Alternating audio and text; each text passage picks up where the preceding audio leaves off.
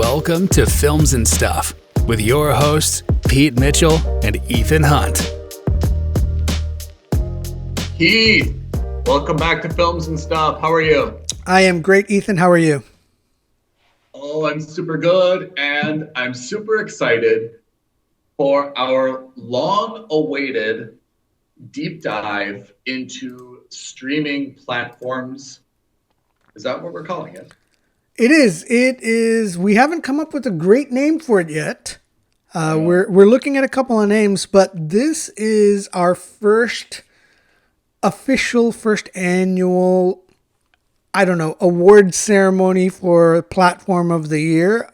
We were going to call it the Streamies, but that's already been taken. So we got to come up with another awards name. Speaking of which, listeners, if you've got an idea for a funny awards name, let us know. We're happy to take some feedback. Yeah, I think we need to post a poll on this. I mean, I was really excited about calling it the Films and Stuff Streamies.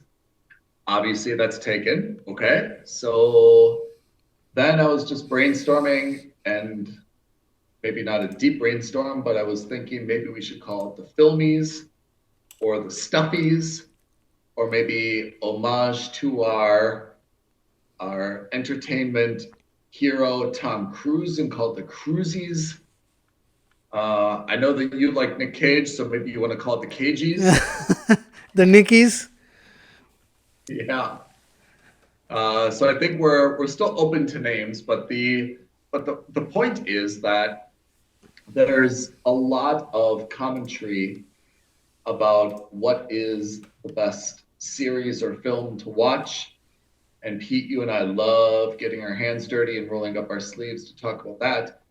But it's also time, maybe now that we're still at the beginning of 2023, to look back at, the platforms that we all subscribe to and identify, which ones are outperforming, which ones are underperforming, hint, hint, HBO, which are good value for money, and, just kind of look at these a little bit more holistically, right? Yeah, I think that's really, really important.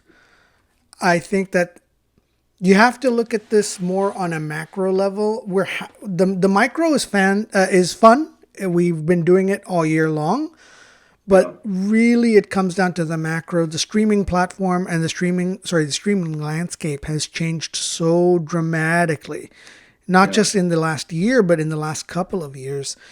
I thought that it would be a good idea to kind of set the stage for everyone as to these are the different platforms that we had access to in the last year. This is what they all cost currently. And of course, there are a few caveats. So before we go into that, just remember caveats. The rumors right now are that Disney, which currently owns 70% of Hulu, is considering spinning Hulu off and selling it entirely because Disney is trying to save $5.5 billion in costs. $3 billion of that is in content. And Bob Iger is open to the idea of getting rid of Hulu, which I thought would be crazy to do. Then simultaneously, we know that HBO Max, or HBO, and more importantly, their parent company, Warner Brothers, merged with Discovery last year.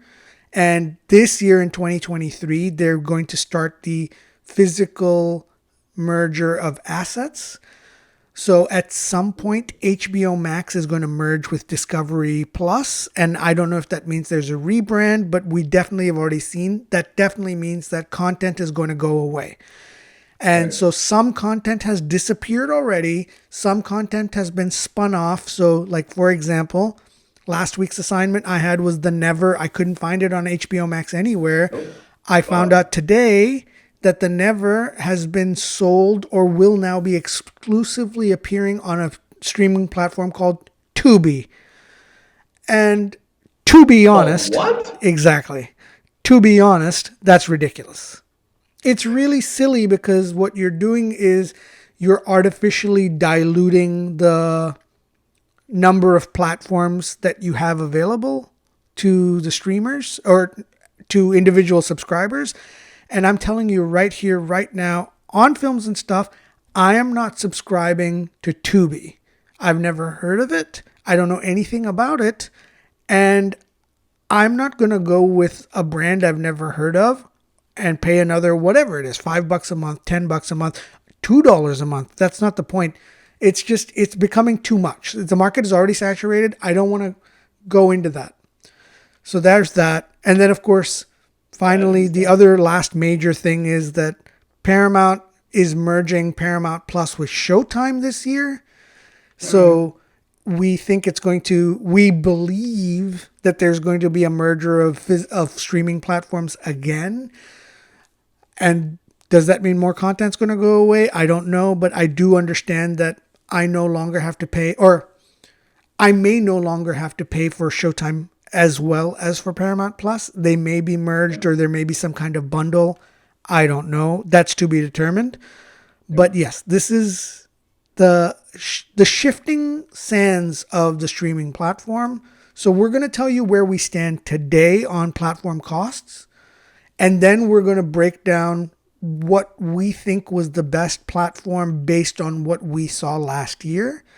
And of course, past performance doesn't indicate future performance, but in this case, it's the best that we can do. Oh, no forward-looking statements. Yeah. I like it. Yeah. Let's set the scene, Pete. Okay. When we talk about the streaming platforms, in my head, I really think of 6. Okay. And I'll tell you the 6. I guess I could do this in alphabetical order. Let's try. Amazon, Apple, Disney, Hulu, HBO, Netflix. Okay. Am I missing anything from the big 6? Yes, I would add Paramount Plus. Now, so it's really 7. Paramount. I think Paramount has really Showtime. made some There's strides. Really 7 big ones. Yeah, I think they've made some real strides in the last year to become considered one of the bigger players on the platform, on the streaming front. Yeah, and arguably, if we're really going to dive into that, Hulu and Disney are technically the same thing. I mean, they don't have the same content, but Hulu is owned by Disney. That's true. Yep. And there's a package where you can get Disney Plus and Hulu and ESPN and. Yep. But I'll count those as 2 separate platforms. And HBO obviously is somehow related to Discovery. I have no idea what's on Discovery except for like maybe Animal Planet and like other stuff. Okay, so we think there's 7 platforms. We're adding Paramount/Showtime. Yeah. And you've made a good point. So we're going to look at these on an individual basis as it stands, because that's kind of what we were at in 2022. We're not going to look at these. We're not going to look at any of the bundles. We're not going to look at any of the special offers. Because, for example, Apple had a promotion. I don't know if it's still running, but you could theoretically buy an Apple device and get a year's worth of Apple TV Plus or 3 months worth of Apple TV Plus or whatever for free. We're not going to look at any of those bundles. We're going to leave that to you, the listener, to kind of figure out on your own, because bundles vary not just by platform, but also by region. And of course, I'm in the UK, Ethan's in the UAE. It becomes a Herculean task for us to go through all the different platforms and all the different offers. For example, Disney Plus also is a majority owner of Hotstar, where Hotstar isn't even on this list. But if you look at the number of subscribers, because it's one of the most popular streaming platforms in India, automatically would elevate it to maybe being the most important. But because we don't get access to Hotstar, we're not going to count that. You know what other variable makes it more complicated? What's that? That a number of platforms have different prices based on whether there are advertisements. So I took note of that. I've took note of that for us anyway. So for the 7 major ones, I've got the different tiers as well. So that's good. Which is another variable to make things more complicated. Okay. Yep. And we didn't mention it, although it is equally important. Even though we talk about 7 platforms, I would consider the 8th major platform, which isn't really a platform, but we're going to call it a platform, cinema. Yeah, because a lot of these streamers also show movies.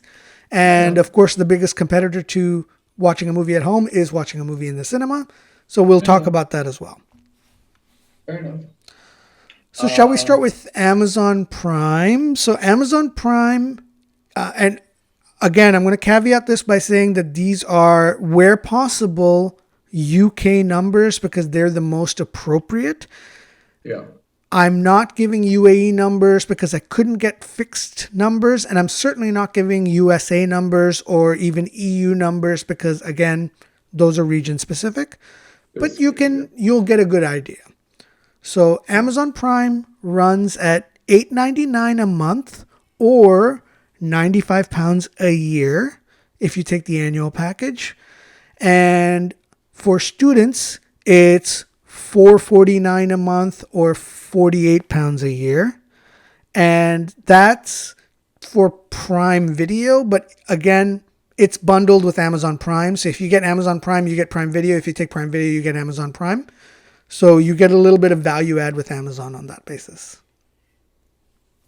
Yeah, I think there's two, as you mentioned, the pricing is very different region by region because the prices you mentioned in British pounds are substantially more expensive than the UAE. Yeah. However, the UAE doesn't have the entire amount of content, I think, that the UK does. And in the US, I think the pricing is somewhere in the middle. I think that the one nice thing about Amazon is that there's 30-day free trial period. It can be canceled at any time, which you can obviously play to your advantage. And when I look at what's great on Amazon, like I was looking at their most popular shows and their most popular movies, they have a very solid library of independent stuff. Very few like huge flops among their top shows, right? That's right.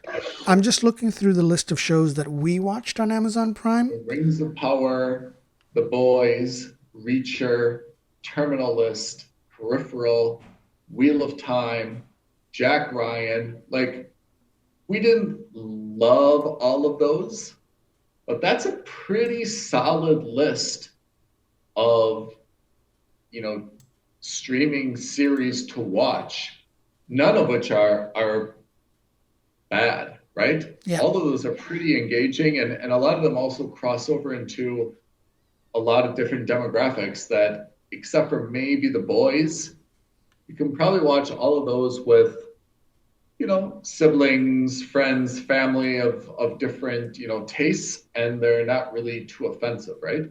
Yep. I would say, and if you look at us, we watched together on Amazon, we watched 10 shows in 2022. On average, I gave it a slightly better rating of 3.8. Ethan, you gave it a slightly better average than Mooch of 3.4. Ultimately, and remember, 3 is a Mooch, a 5 is a must subscribe. So that means that on average, we were trending beyond a Mooch, not quite at a subscribe, but on average, we were trending towards subscribing to the platform. And those are the shows that we watched together. If you looked at it individually, we watched another 3 shows and another 6 shows. And again, we're quite strong. You landed at an average of 3. I landed at an average of 3.5. Yeah. And in terms of the library for me was the strongest part of it. It was a strong 4.3, and for you it was a strong 3.6. So not bad at all for Amazon Prime. Yeah, I agree. I mean, I think Amazon Prime. I think my complaints. First of all, I think that it's priced very, very competitively. And like everything Amazon related, they somehow bundle it with their other stuff. Yeah. and that's always convenient. And Amazon's available everywhere. I know that recently you complained that when you're watching a League of Their Own, that the servers were giving a lot of problems with buffering and stuff. But I think that's generally the exception for Amazon. Correct. I think Amazon is generally known to have one of the stronger like technology platforms with the least amount of glitches. They have that X-ray feature, which is time to time cool. Watch Party, which we used for the peripheral, of course, I think is an amazing innovation. Great value. So, in fact, I wish there were more great things on Amazon so we could have more watch parties, because that was super fun for us and our viewers. My only probably criticism of Amazon is that they don't have a terribly deep roster. I mean, I listed Rings of Power, Boys, Reacher, Terminalist, Peripheral, Wheel of Time, Jack Ryan. That's 7, okay. But that's still like 1 a month, right? I mean, if you binge something in a weekend, which is not outside the realm of possibility, they made some big splashes with their stuff, but then that I guess their roster gets very thin very, very quickly. And unlike some other platforms, Netflix, they don't have kind of that second tier, that third tier to dig into. That's my only criticism of Amazon as a streaming platform. Yep. Okay. Moving on, Apple TV. So Apple TV in the UK, you cannot, or at least at the time of recording, you cannot do an annual contract. You can only pay for it monthly, and it's £7 a month, $6.99. Yep. I know that in the UK, if you bought, for example, the latest iPhone, last year they were offering 12 months of Apple TV free. And I think with some iPads, you were getting 3 months of Apple TV free, something like that.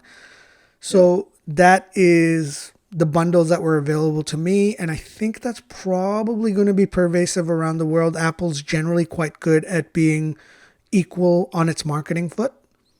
So I would say that's probably the same everywhere, plus minus, FX conversion. But yeah, you're looking at around £7, whatever that is in your local currency per month. Yeah. It used to be, at least in dollars, it used to be $4.99 a month. And then it increased to, I think, $7.99 a month, £7, like in late 2022. But it used to be extraordinarily cost effective. Now it's about what you'd expect. And how's your do you find it appealing? What do you think of their library? So Apple, I think, has a very small library, but I think Apple also, their goal has been to be high precision in terms of quality content. So, for example, Apple has as a smaller library as it is, has a much better rating. For me, I'm 4.3 on Apple, and you're 3.6 on Apple. So it's strong. And in terms of shows that stood out on Apple TV, we had For All Mankind, we had Slow Horses, we had Blackbird, and then we had a couple of movies like Cha Cha Real Smooth. So the show, the platform itself, I think, made a name for itself in 2022 by targeting really high quality content. Yeah, I think if you would have asked me this question last year, I think I would have been extraordinarily complimentary towards Apple TV Plus. The pricing and the quality, I think it would have been like, what's that other sci-fi show that we loved as much as well? Foundation, right? I think we were very complimentary last year. I have to say, maybe this is a recency bias. I'm a little bit less enthusiastic about their current library. I think from a movie perspective, they used to have kind of like that deal with Tom Hanks, Yep. where he had Greyhound, he had the other The robot movie with movie. the robot Yeah. and the end of the world. I thought that there were some very good Tom Hanks movies. Now, when you look at the movies on Apple and even what they're promoting, there's the Christmas movie Spirited with Ryan Reynolds. Uh, Ugh. yeah, and that got terrible reviews. There's Emancipation. Um, that's kind of it. There's not a whole lot of great movie content. So you flip over to their original series, Echo 3, Slow Horses, Shantaram, Ted Lasso, which has been out for a while, Mosquito Coast, which I think is done, Mythic Quest, which I love, but I think has also kind of reached its end, Severance, which I stopped watching, Morning Show, which I did love. Now there's something called Shrinking. Yeah. I have to say, I'm a little bit when I look at that roster, I'm not terribly enthused about much, if any, of that. What do you think? So Apple TV right now, first of all, it's still February. At the time of recording, we're in the first week of February, second week of February. There's still plenty of time for Apple TV to kind of put out more content. So there's a little bit of recency bias there. And then the second thing is that I I liked most of those shows that you mentioned. That's the difference, was that even though the quantity was limited, I would say in general, I'm looking forward to more seasons of all of those shows. Yeah, I'm I'm less I'm like I said, I'm less enthusiastic about Apple now in February 2023 than I feel like I was, at the beginning of 2022. I mean, some of this is great, but I'm still looking at this list. I don't really see a must subscribe in here. And when I'm comparing it to Amazon's Rings of Power, Boys, Reacher, Terminalist, Peripheral, Wheel of Time, Jack Ryan, if I'm on a desert island stuck and I've only got one streaming platform to choose, I don't see that anything that Apple's got is more compelling than Amazon. I like Slow Horses, yes. I can absolutely live without Slow Horses. For All Mankind? For All Mankind, yes, but we're in between seasons. That's why I said I think maybe this is a little bit of recency bias. Yeah. Because once Foundation and For All Mankind are back, then it's a totally different ballgame. But I think we also believe that neither of those are going to be again in 2023, right? They might be 2024 shows.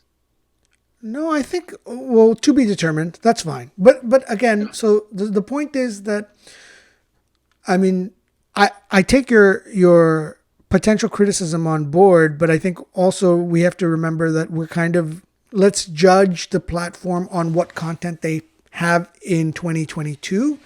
And Yeah.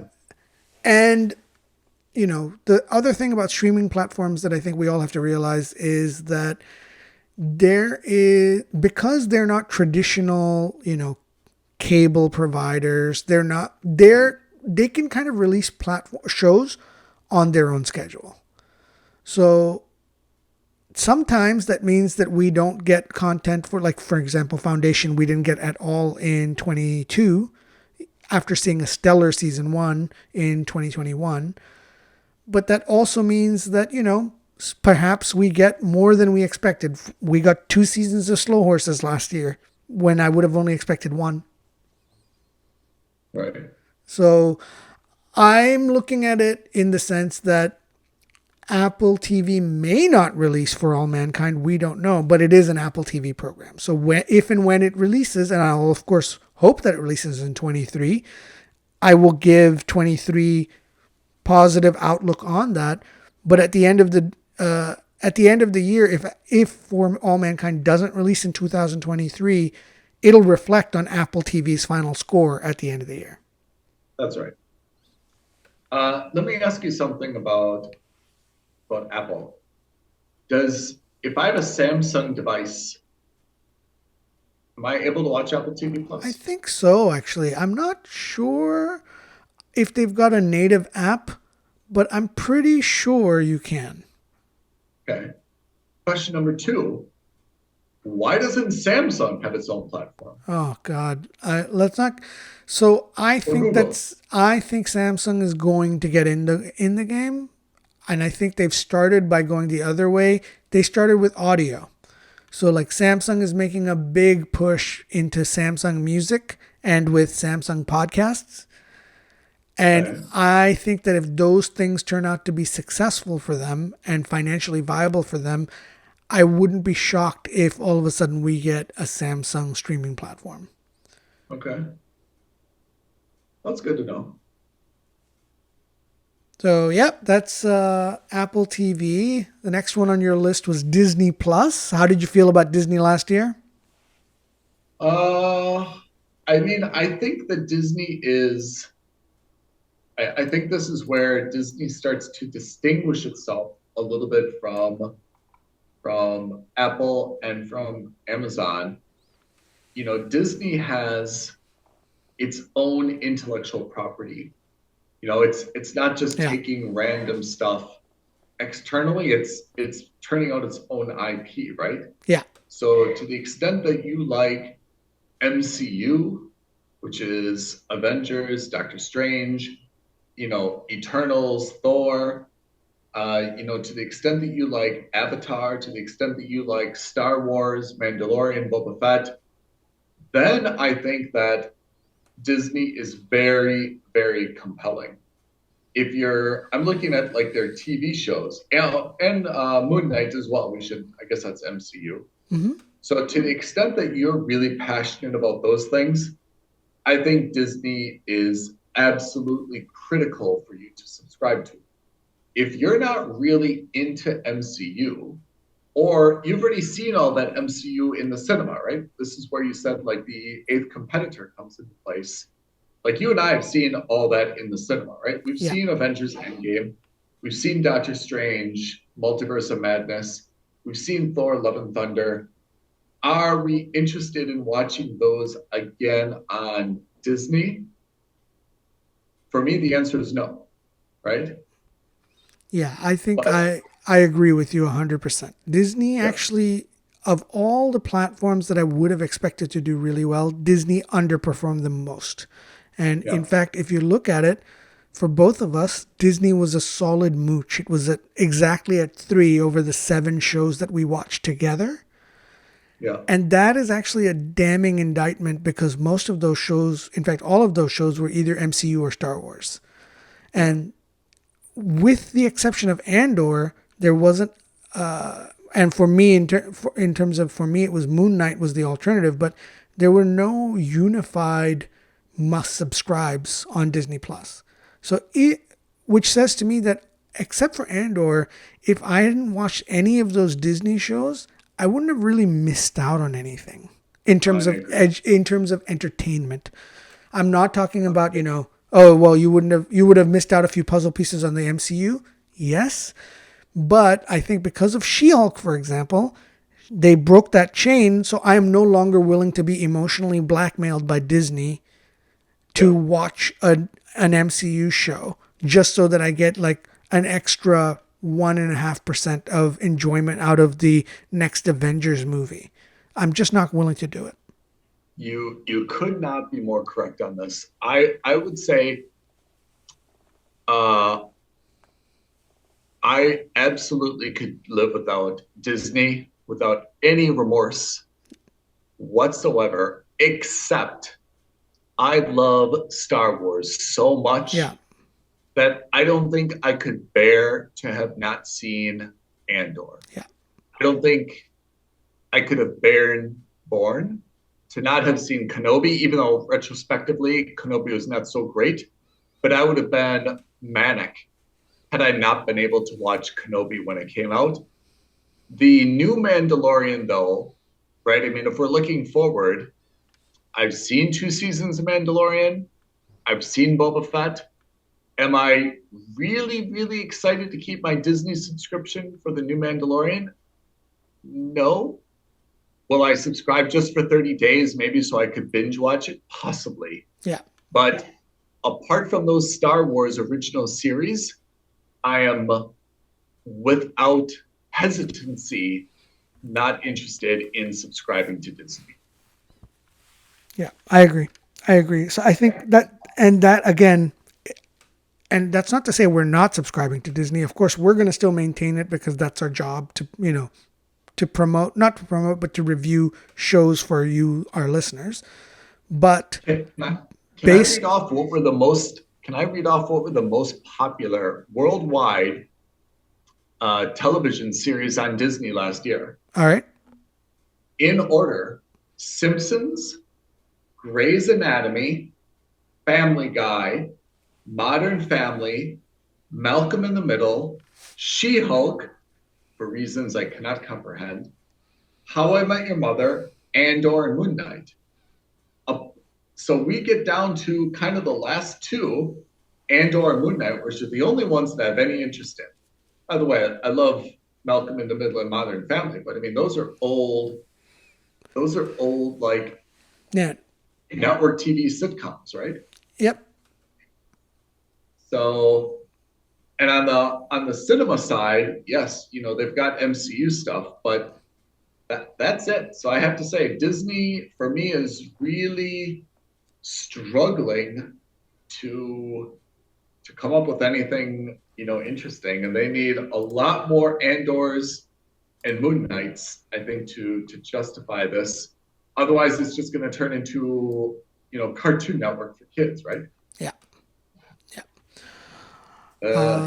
All right. Let me just look at what the cost is of Disney, because Disney in the US is. Oh, that's a good point. I didn't mention that. So Disney in the UK, you can buy an annual subscription for £80 a year or for £8 a month.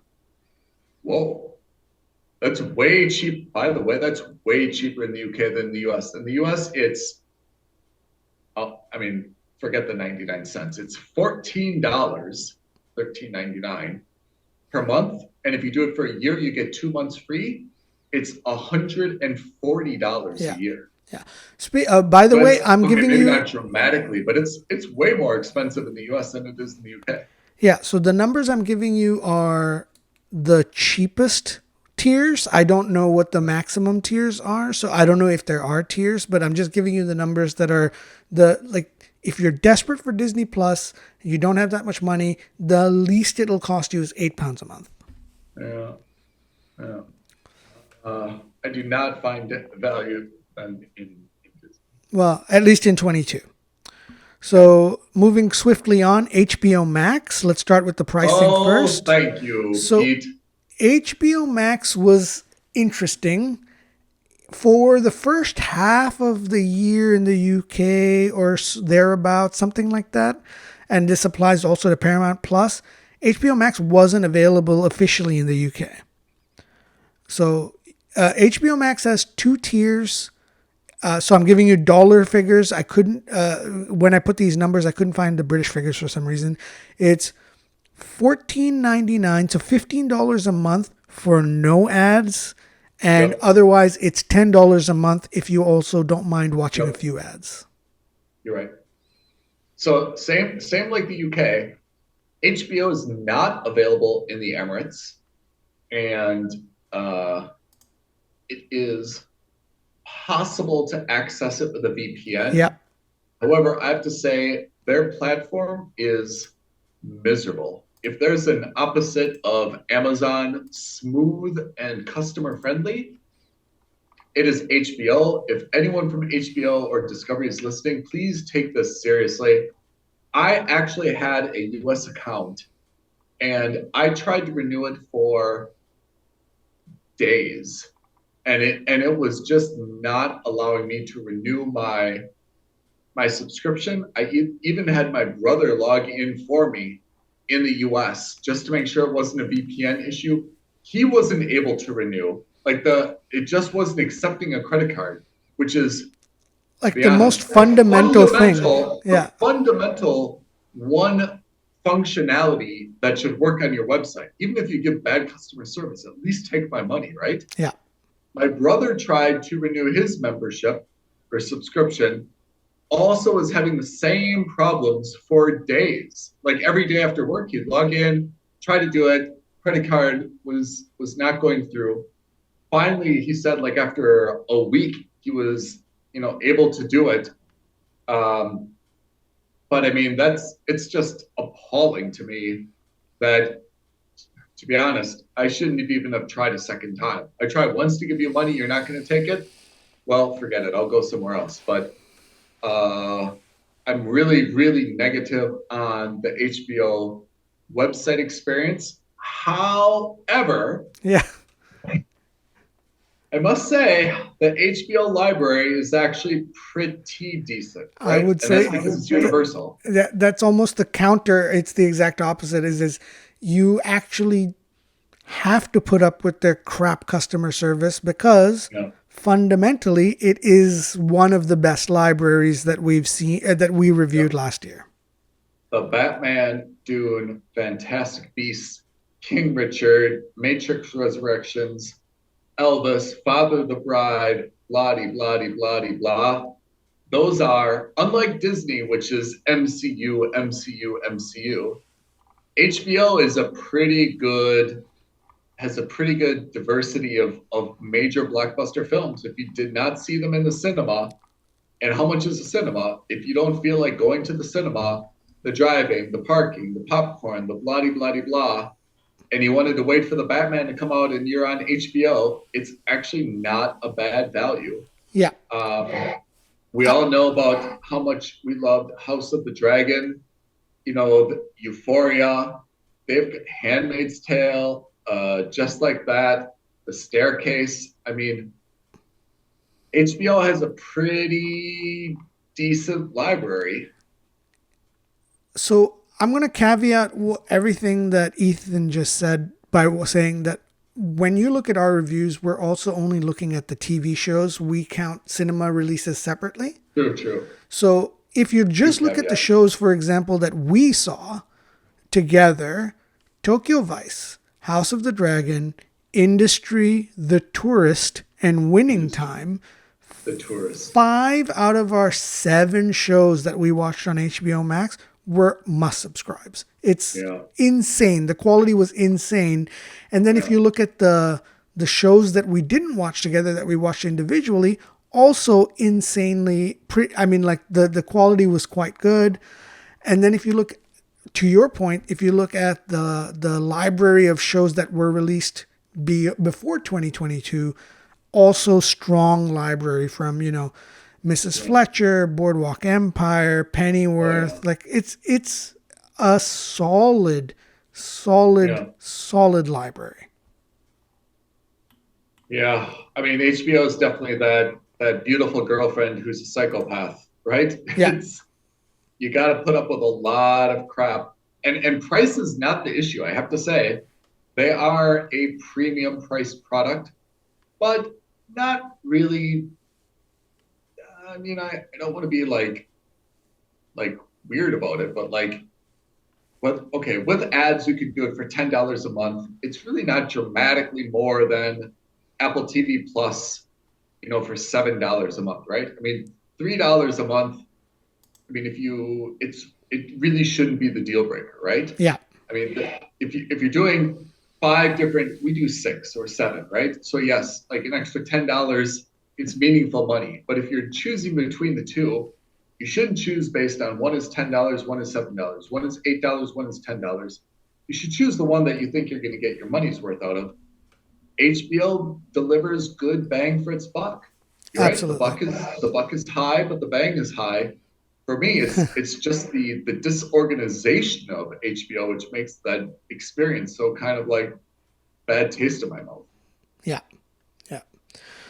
Okay, and then next we've got Hulu, which has got the most tiers. So you've got $8 a month ad supported or $80 a year ad supported. So these are again dollars because Hulu isn't officially available in the UK.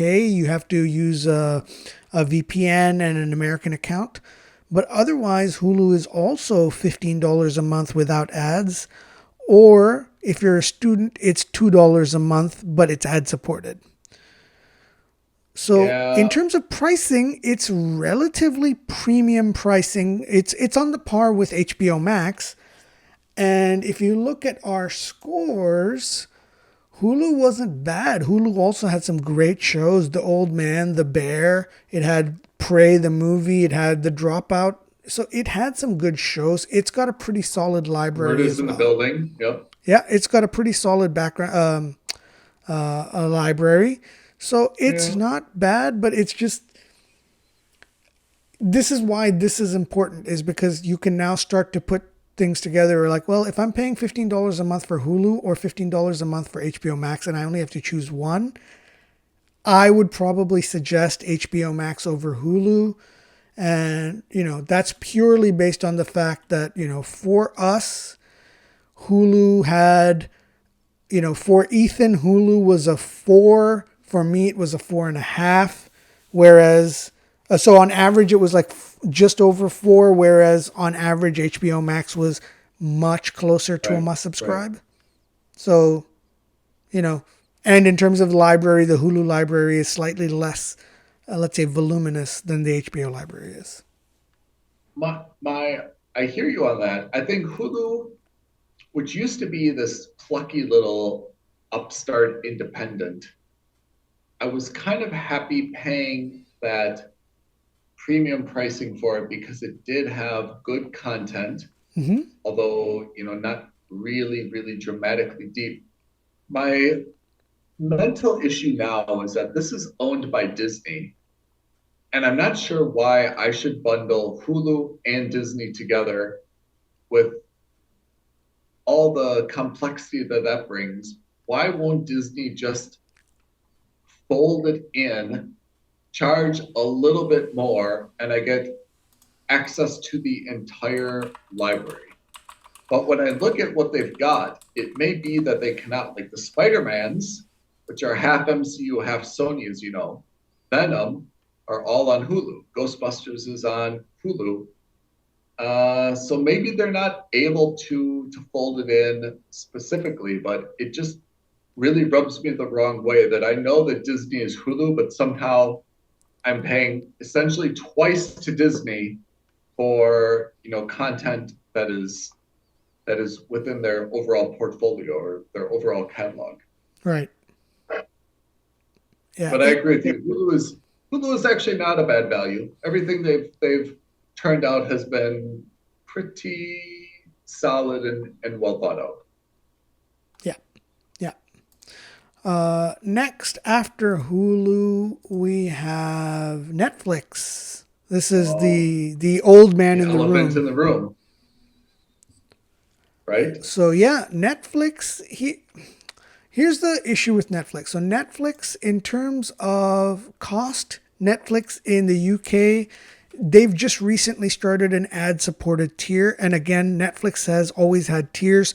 So like the ultimate tier will give you access to 4K video and will give you access to 4 independent users within the household. Netflix has been under fire lately because they've changed their rules on sharing passwords. Yeah. And that has a fundamental effect, not just on our rating system, but also in terms of how people are going to view Netflix, practically speaking. But, we'll cross that bridge when we get there. At the moment, the cheapest way to get Netflix is £7 a month without ads, or it's £7 or there's a slightly cheaper version that's ad supported. I guess that's whatever the number is. I can't remember. But we're looking at Yeah. around £7 per month on Netflix. I mean, for me, Netflix is fast food. It is cost effective. It is filling. Yeah. It may not be a lot of quality. It may not be healthy for you, but it will stuff you and it won't be expensive to stuff you.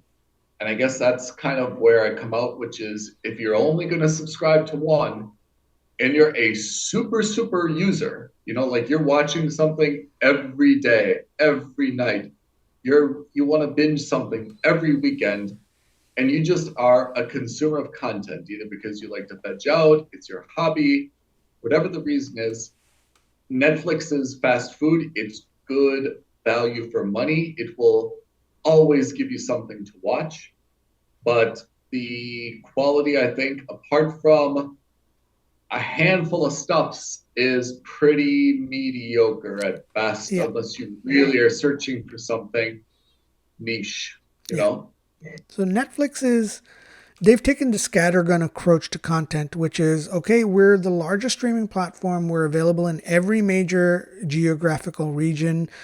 Yeah. Let's get as much content from as many content creators as we can. We don't really care about the quality. Let's just spend. And if that means overspending, that's fine. Overspend. Let's just get it out there. And the way you can tell that's their philosophy is that in terms of rating, we gave Netflix just an average of 3.45. So it's just barely above a mooch. Yeah. But more importantly, HBO Max, between Ethan and myself, we watched 17 shows on HBO Max in 2022. On Netflix. And on Netflix, between you and me, 46. Whoa. Yeah, so almost 3 times as many shows on Netflix. And that's just on shows that came out in 2022. That's not including the back catalog. So, Pete, there's one other distinction we need to make. I would say Netflix movies, almost all of them, except for possibly the Adam Project, are absolute skips. Right? Yes. Don't look up The Gray Man, Man from Toronto, Hustle. All of those are skips. And Netflix has, I mean, maybe a historically bad track record on movies. In terms of their series, so I think if you're only going to watch Netflix movies, forget it. Don't waste your time or your money.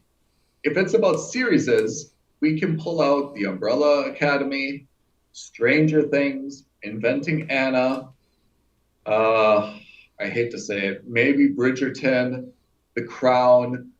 Those are all absolutely very, very good. But then there's a dramatic, I think, dip after you get away from a few of those big ones to the typical Collaterals and Shooters and kind of these one word come up with,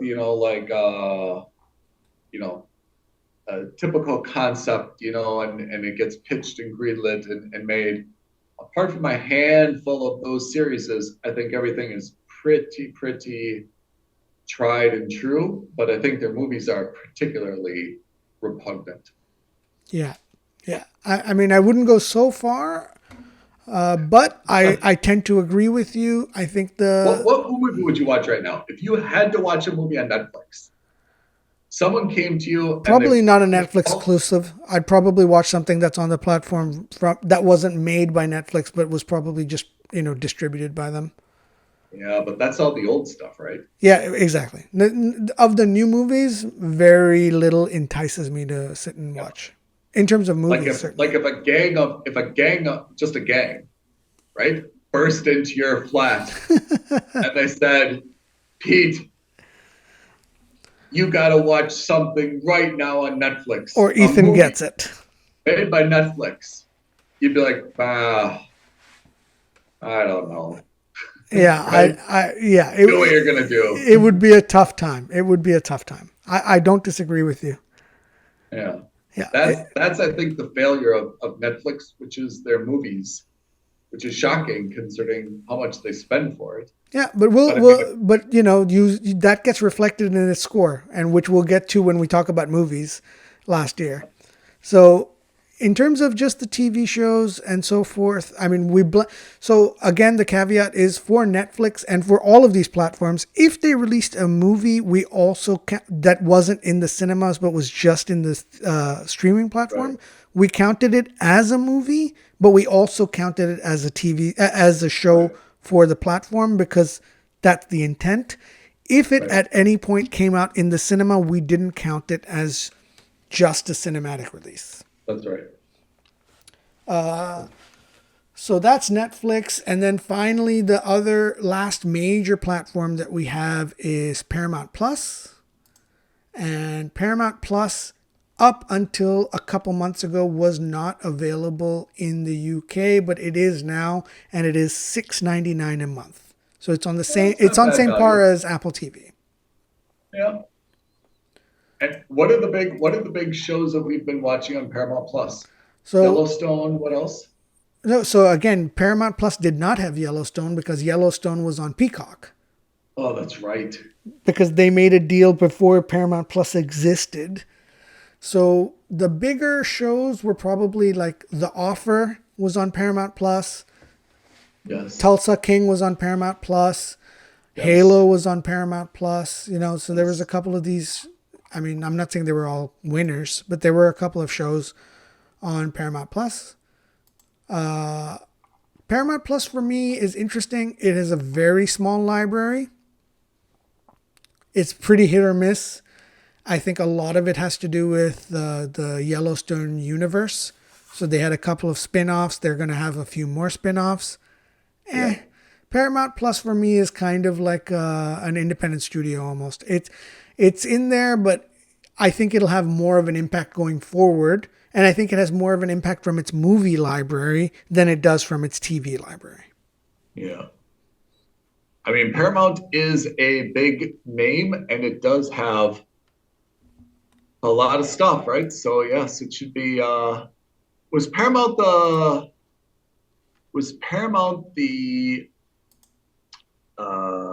this maker of Babylon? Was that Universal? I can't remember now. Off the top of Yeah. my head, I cannot remember now. But So we Paramount saw that most big montage famously at the end, did. remember? And I can't remember if that was Paramount or Universal. Oh, I think that was the Warner Brothers lot, Yeah. but I can't remember. But most famously, Top Gun, Paramount movie, Oh yeah. and then Mission Impossible, Paramount movies. Oh yeah. So they're gonna have a couple of good years coming up. Oh yeah. All right. So there, maybe if we're giving awards, name to be determined, what do you want to call them for the time being? Let's call it the. I liked your initial thing. Let's call it the Stuffies or the Filmies. Okay, let's call it the Stuffies. Yep. I think Paramount, then maybe Paramount / Showtime would win the Stuffy for kind of like Rookie of the Year up and comer. Would you feel comfortable with that? Yeah, absolutely. Someone that we can keep an eye on. They're new. They have a lot of good potential. Let's see where the coming year takes them, huh? Yep.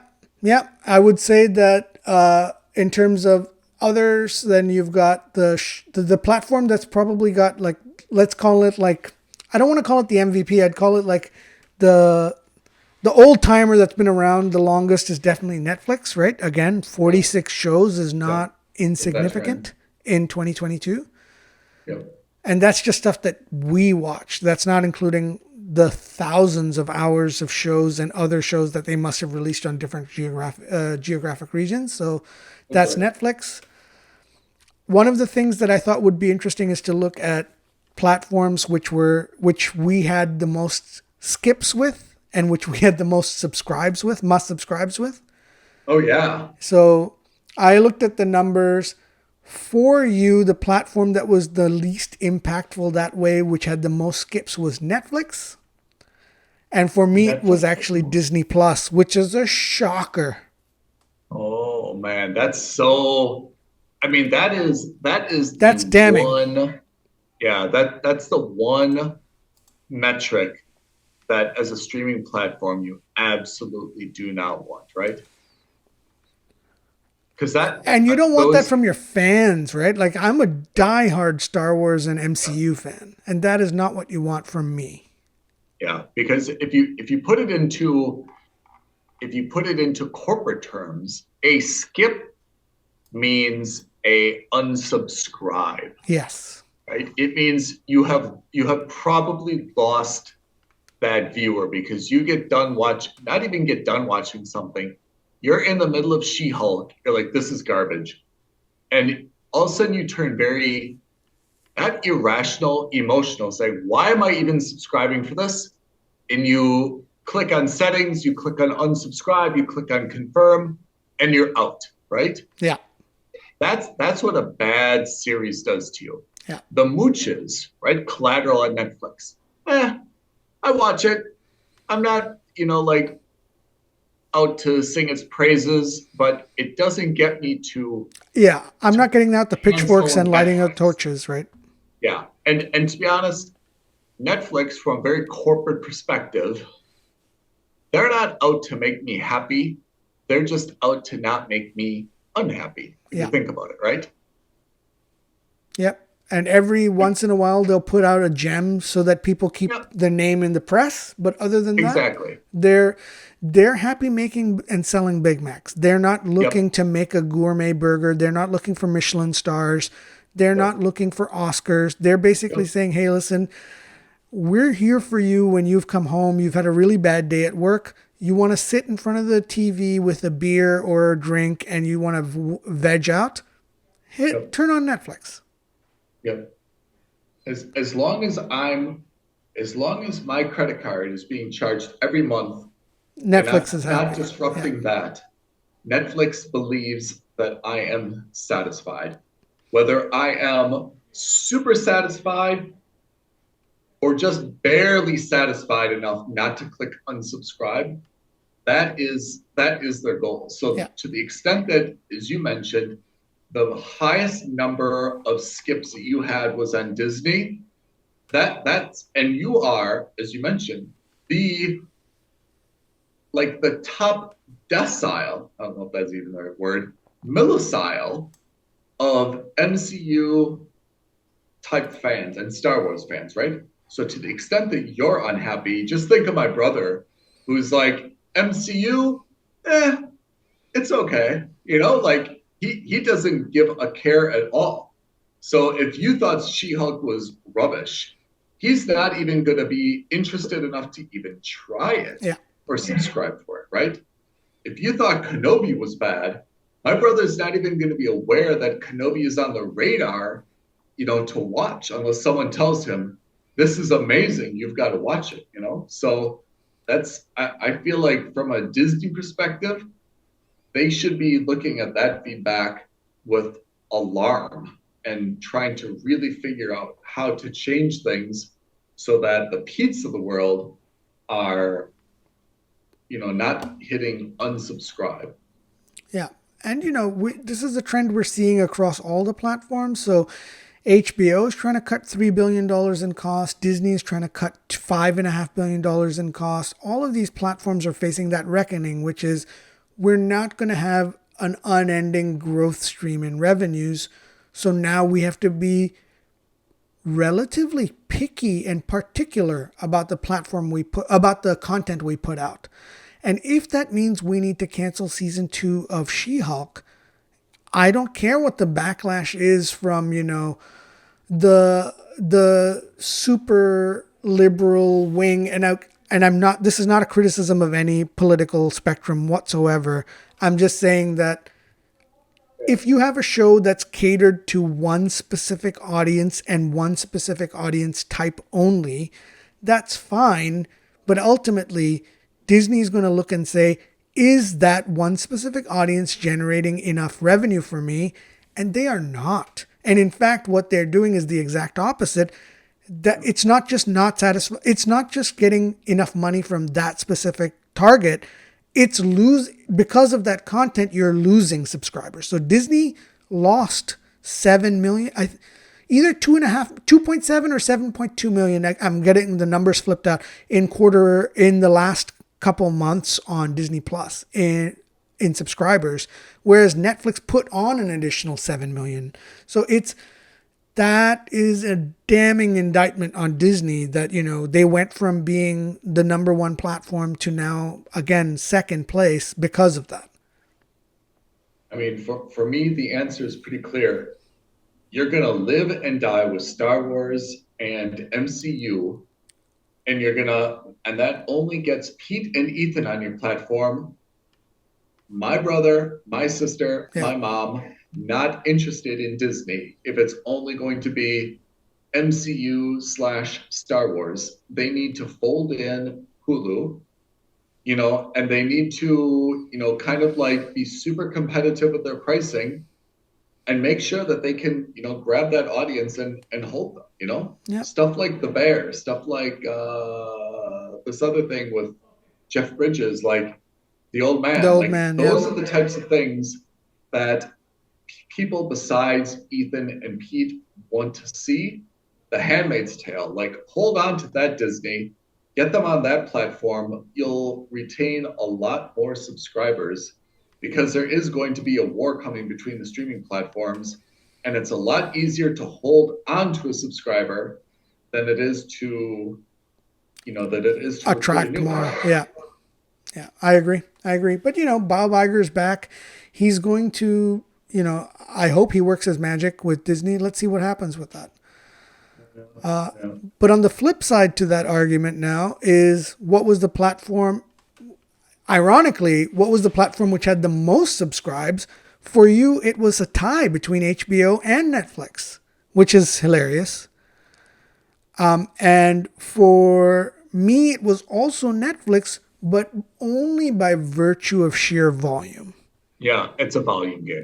For them, it was just a sheer volume game. If it wasn't for the fact that they put out 46 pieces of programming content, this would be 100% in HBO's name. They only put out 17 shows that you and I watched either together or individually. And out of those 17 shows, I think like 7 or 8 of them were must subscribes.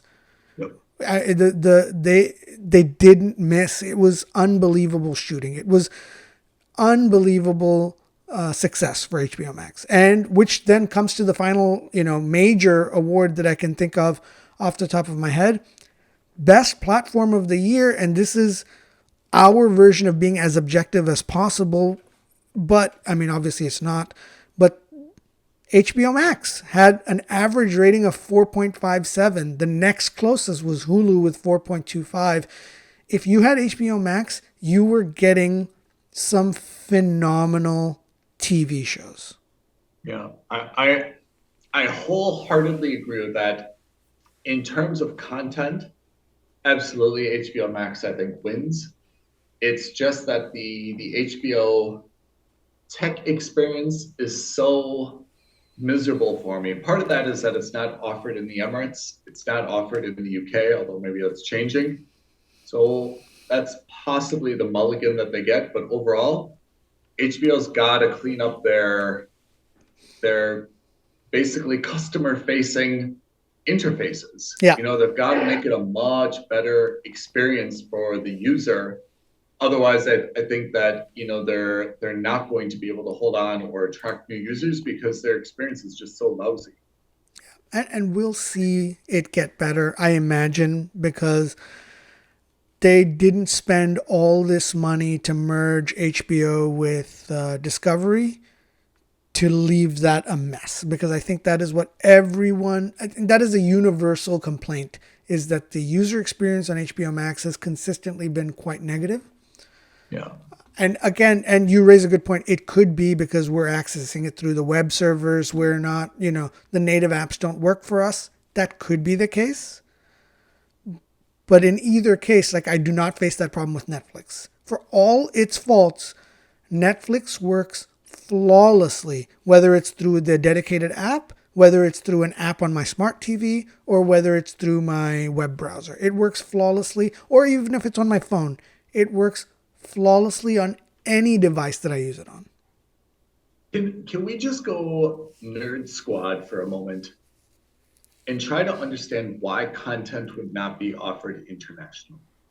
So let's say Disney, for example, there's Disney content that is not available outside the US. Yep. That is annoying, but I understand it because likely Disney has a highly complex and fragile distribution network, and some of their partners have the exclusive distribution rights in certain countries or regions. Exactly. For example, I know that I'm not able to subscribe to Disney Plus directly in the Emirates. However, one of my, let's call it a cable provider called OSN, through OSN, I can subscribe to the Disney package. So I understand that there are distribution rights. And Netflix does not have this, I think, for the most part, because Netflix controls its own content.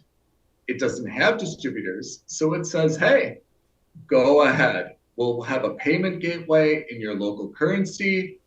Everything will be fine because we control the content. We don't need any local approvals, right? There's nothing to do. We're just a website. If you want to pay in your local currency, if you want to, watch it from outside the US, we're not going to put any of those restrictions on the content. It's ours. We're going to get it out as wide as possible. HBO, for some of its movies, may have distribution limitations, but it should not have that for any of its original content, like House of the Dragon, like Industry, like White Lotus.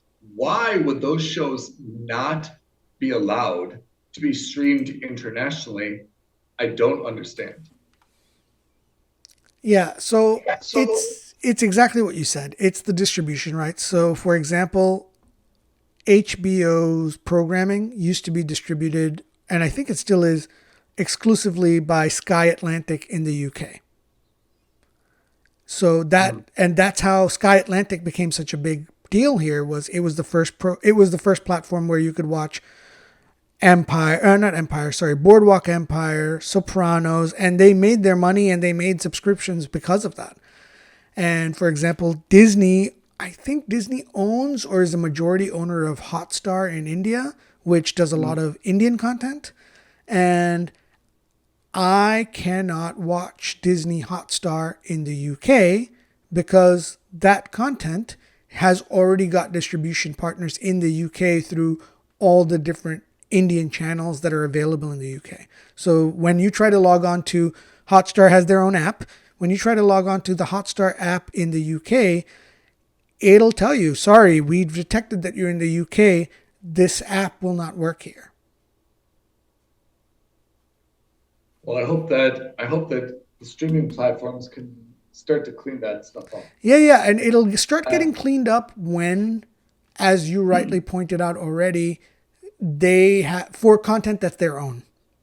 And once those licensing agreements and distribution agreements start like running out, I don't see the benefit of signing an exclusive distribution right any longer. I think HBO wouldn't want that either, right? So if, for example, House of the Dragon is only available on Sky Atlantic, which it's not, I think it's available on others, but if it were, I think in the future, HBO would say, hey, listen, we don't want House of the Dragon only on Sky Atlantic. We are happy to give you the license for a fee, but it's not going to be an exclusive one because HBO Max is also in the UK, so we want to also be able to distribute it.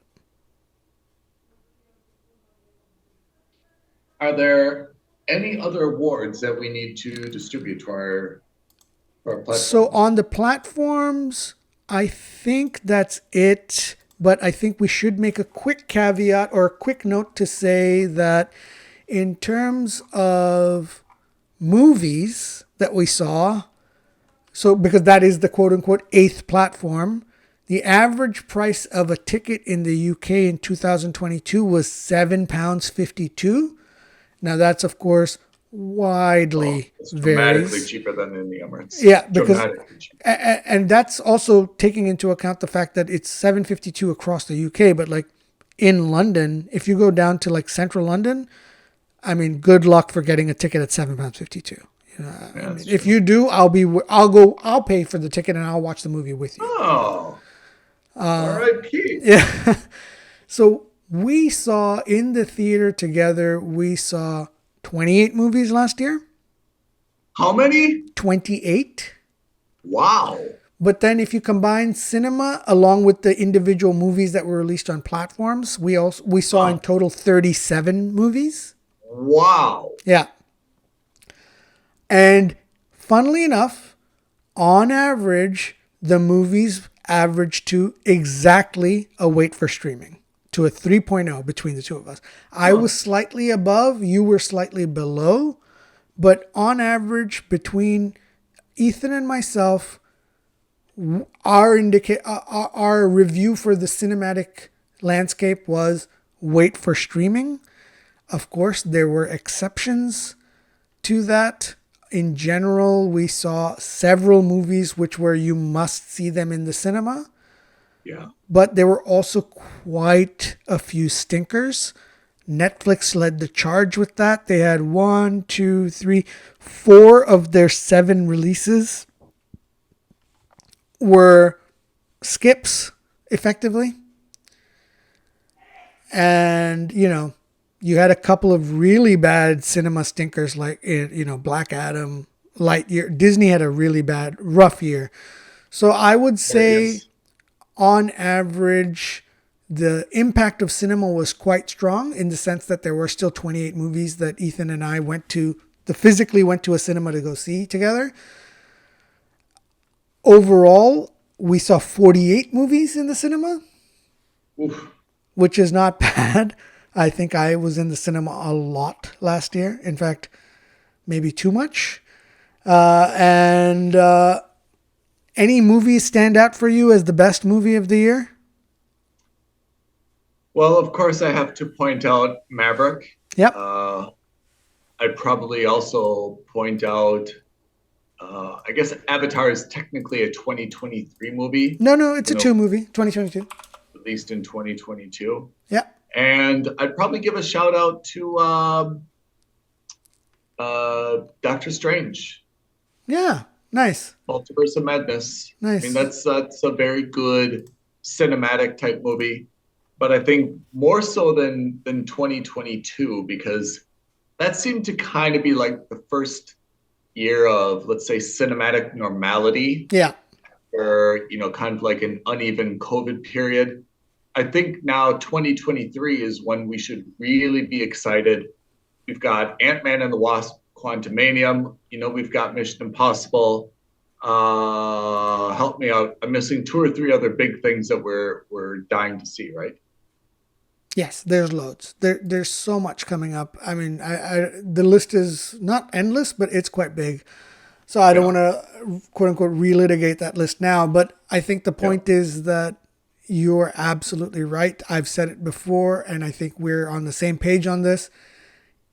2022 was kind of the bellwether to see whether the cinema was going to be back.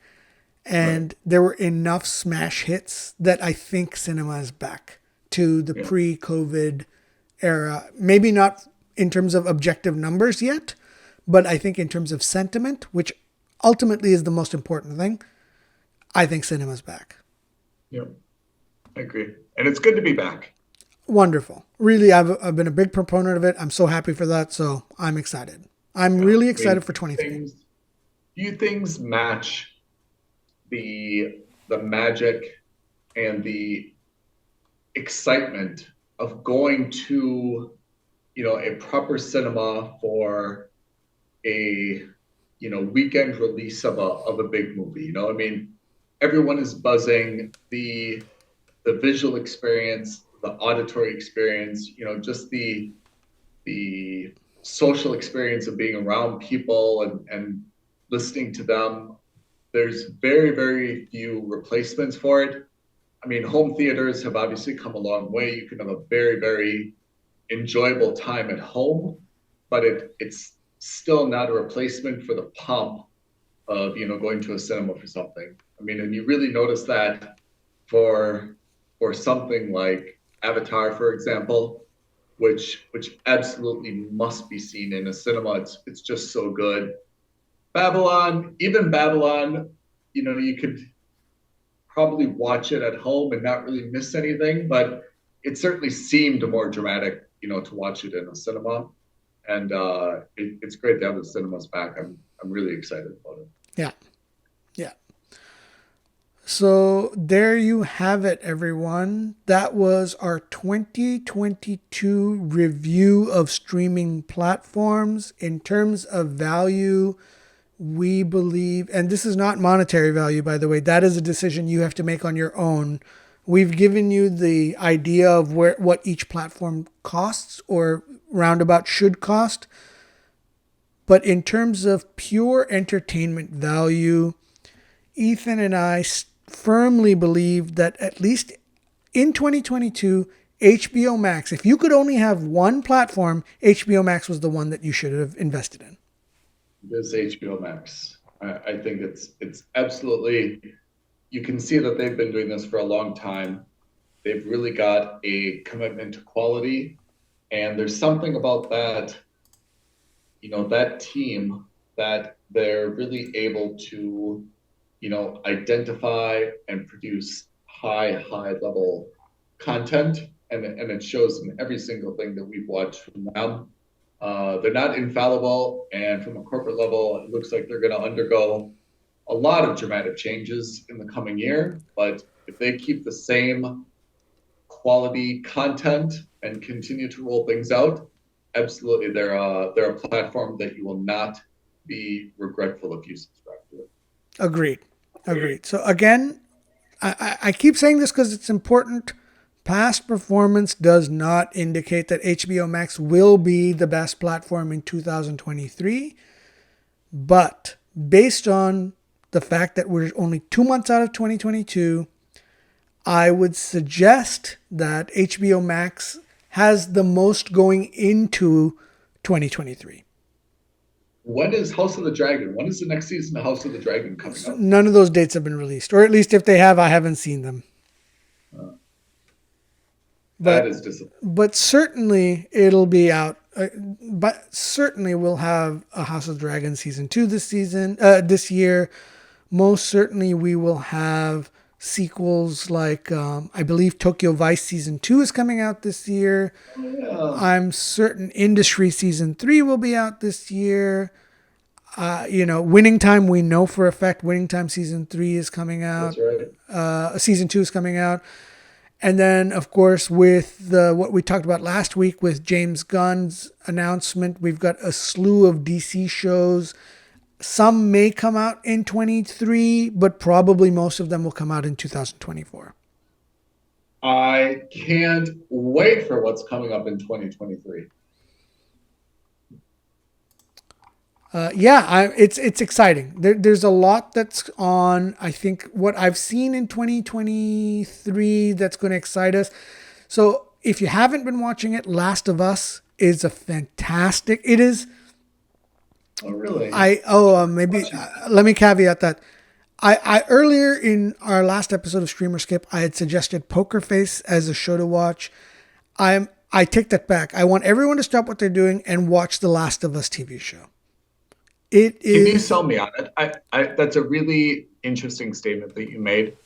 And I've heard so much about it. I cannot tell you the plot. Is it worth me watching? It is. I hate zombie shows. I am not a fan of zombies. I'm sick and tired of that trope. I am done with it. The Last of Us is the best show I've ever seen on TV in a long time. It's that good.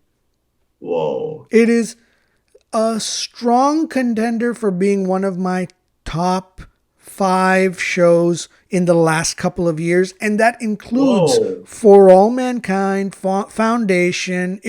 It's a strong contender for one of the best.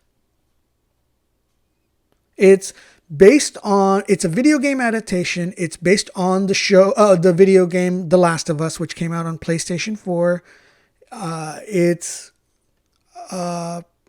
So far, it is a very faithful recreation of that video game.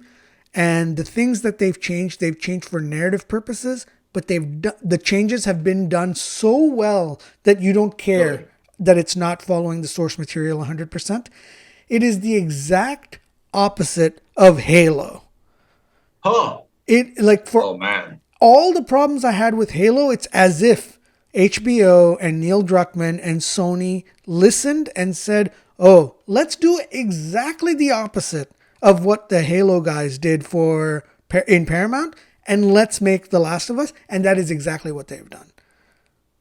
That is, not only is that huge praise and a big statement and an indictment against Halo, but I have to say, Pete, I'm going to watch it. Yeah. There's if you give it that kind of praise, Yeah. And I'd be foolish. I am not normally a fan of shows that are like creepy and scary. And that's not that this game is creepy or scary, but it's got zombies in it. There's potential. I feel that there's potential for jump scares, although there haven't been any. Yeah. Of course, there's a potential for all of that. But in this case, I'm telling you, it is so good. The third episode in particular was so strong. I think the fifth one got released early yesterday because of the Super Bowl on Sunday. But generally speaking, it's a Sunday release on HBO Max. It is the first thing that I watch on Monday morning. I don't care what work I have. I put it aside. Why is it taking me so long to find out about this, Pete? So I've been waiting a few more episodes. I wanted to wait a few more episodes before I wholeheartedly gave it my go. And I'm ready to commit to it. It's that good. All right. And they've already greenlit the second season. That I have not issues, but I have complicated feelings about that. But I'm in. This is highly recommended. You don't have to have played the video game to appreciate it. You don't have to play the video game after watching this. It's totally up to you, but I highly recommend it. Well, listeners, you heard it. I'm convinced, and if you're not convinced by that impassioned plea by Pete, I'm not sure what can get you to watch The Last of Us. Good. Yep. So that's The Last of Us on HBO Max. Also, Poker Face. Again, I will shout it out. I'm really enjoying the show. It is good, but I would watch The Last of Us over Poker Face. I also recommend that. But yeah, HBO Max. There's a lot of good content coming up. I'm excited for it, and I look forward to seeing what 2023 brings to us in terms of content. Pete, I think that's a very good review. Thanks for your time. Thanks, everyone. Thanks so much. And listen, guys, if you have shows that you're looking forward to, or let's look backwards. Was there a show in 2022 that we haven't really talked about that you thought was particularly phenomenal? Yep. Drop us a line, leave us a comment, like this video, email us aloha@filmsandstuffpodcast.com, tweet at us at F&S Podcast, DM us on Instagram at Films and Stuff Podcast. Let us know what shows you particularly liked, what you didn't like, or is there a show you're particularly looking forward to? I'm pretty sure that once Ethan starts watching The Last of Us, towards the end of it, we're going to do a deeper dive on this. Oh, yeah, I would love to do that. So in preparation for that, do you have any comments about The Last of Us? Let us know. Is there a platform that you think we should be looking at? I kind of crapped on Tubi earlier. Do you like Tubi? Are you on Tubi? Do you know Tubi? Let us know. I mean, what are we missing out on, if anything? Or what are we right about? What do you agree with? Let us know. All right. Listeners, thank you very much for joining us for this 2022 platform streaming, what do we call it? The Stuffies review. The Stuffies. Congratulations to HBO Max to win the first annual Films and Stuff Stuffy Award. All right, Pete. Thanks for your time. Listeners, we'll catch you next week. Thanks, everyone. Thanks, Ethan. Thanks now. Bye. Thank you for listening to another episode of Films and Stuff. If you haven't already, please subscribe and review on Apple Podcasts, Spotify, or wherever podcasts are downloaded. Films and Stuff. There is no substitute.